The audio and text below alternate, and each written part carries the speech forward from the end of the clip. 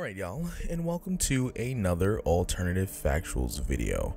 Alright, so I'm going to follow this schedule, like I said in the last video, but I'm not going to get into any of the details. I'm actually very much excited for the news that I'm going to be discussing at this very moment. And what I mean excited, we're going to get some information regarding the Infinite Crisis event that's going to be happening on the CW Arrowverse.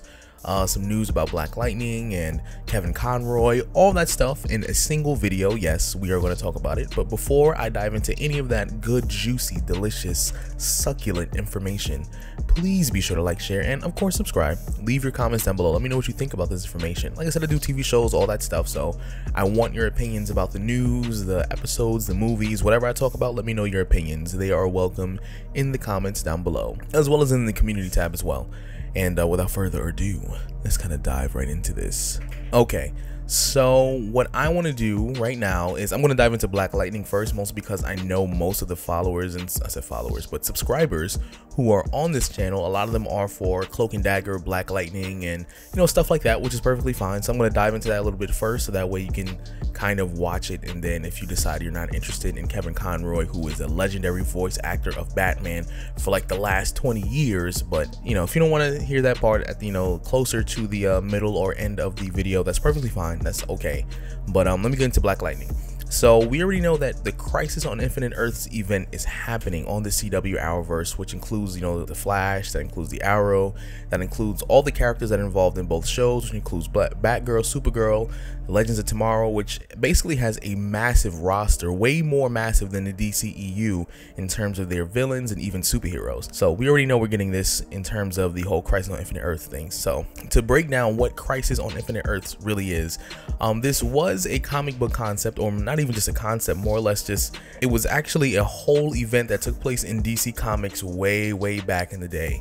And the official dates that the Crisis on Infinite Earths events and the publication date is April 1985 through March of 1986.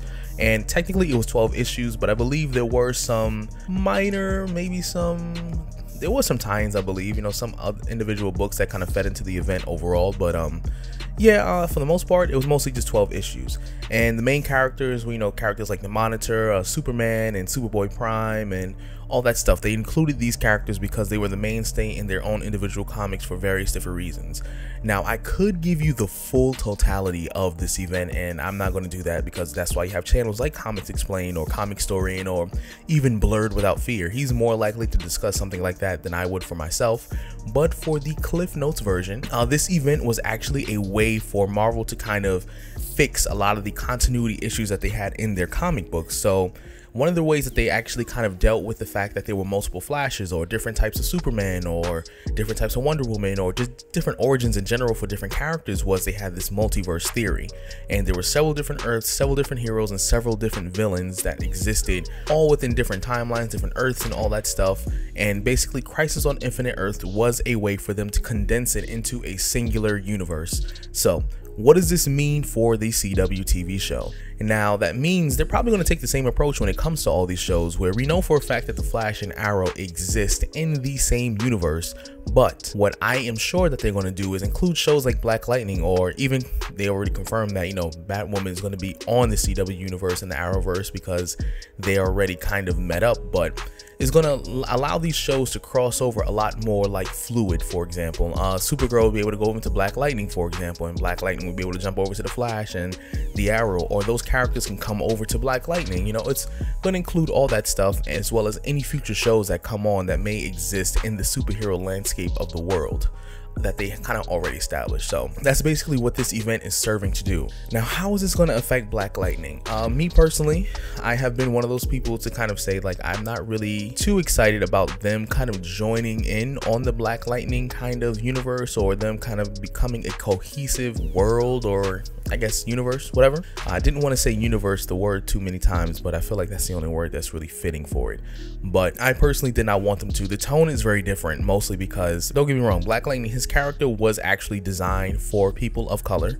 Obviously, there's no mystery there, and it's not even just because of the name is Black Lightning, even though that's related to his ability. But the reason why I wasn't too fond of it is the tone is very much different, and a lot of the things that take place in Black Lightning would not be suitable for shows like The Flash and The Arrow. And that would mean if they ever would have a crossover in the future, or if The Flash would have come to Black Lightning or Black Lightning would go to Flash, they would probably have to change some of the dialogue and even the interactions between the characters, simply because of the nature of the reason why the show even exists. So I think Black Lightning is very pro-black, obviously, perfectly fine. Predominantly a black cast, which is perfectly fine. That's okay. The Flash is predominantly a white cast, which, like I said, that's okay, that's fine. You know, that's mostly what the characters were. You do have like characters like Joe West and Cisco and people who jump in from different ethnicities, but primarily it is white. So the tone and the dialogue between the two shows are very much different, just simply because of the ethnic and racial backgrounds of these characters, which obviously when you're writing for a TV show, you do have to accommodate it if you want it to be any good or relatable. So that's one of my primary concerns, and I'm pretty sure a lot of other people who are big fans of like either The Flash or Black Lightning, that's one of their concerns as well, because you don't want Black Lightning to go to Flash and be like, yo, my brother, like Black Power, you feel me?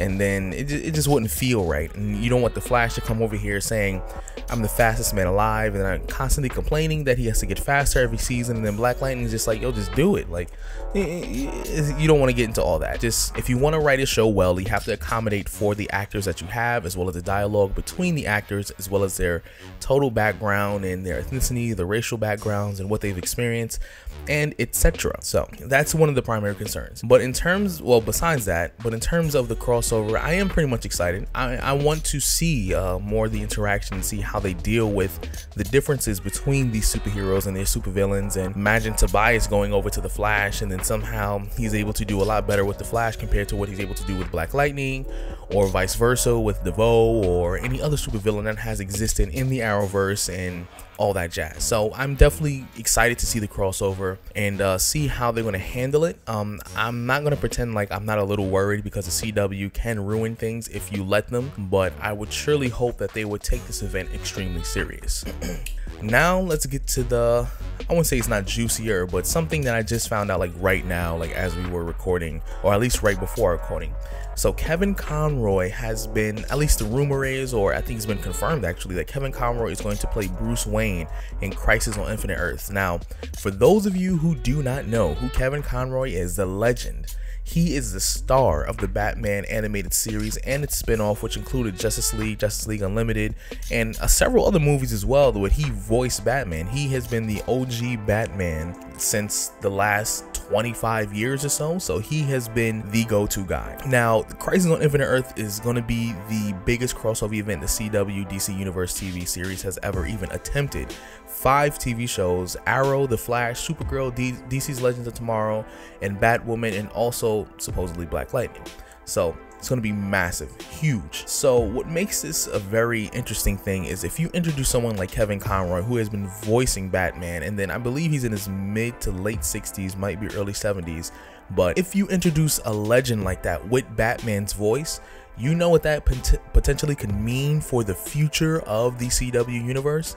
They could be doing a Batman Beyond series where Kevin Conroy is the older Batman, the Batman who's already had all these experiences, and then at some point he brings in Terry McGinnis, who will become the Batman, and he will train him, he will show him how to do what Batman does over the course of his lifetime, and then we'll get basically a live action version of Batman Beyond.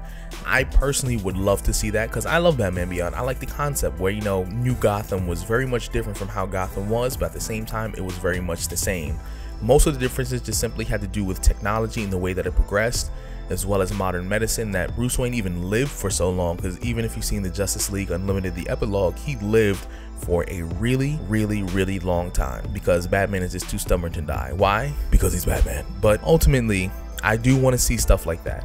It's very interesting, and I'm actually very much, this is what I'm most excited about, to see Kevin Conroy, the legend, come into the CW universe and potentially introduce the Batman Beyond future timeline. So that's all for today. Let me know what you're thinking, what you're feeling about all this stuff. And if you're new to the channel, please be sure to like, share, and of course subscribe. leave your comments down below. Let me know what you think about the whole Black Lightning and them possibly crossing over, well, them crossing over into the whole Infinite Crisis event, and Kevin Conroy crossing over to the Infinite Crisis event. And I hope to see you later on. Peace out.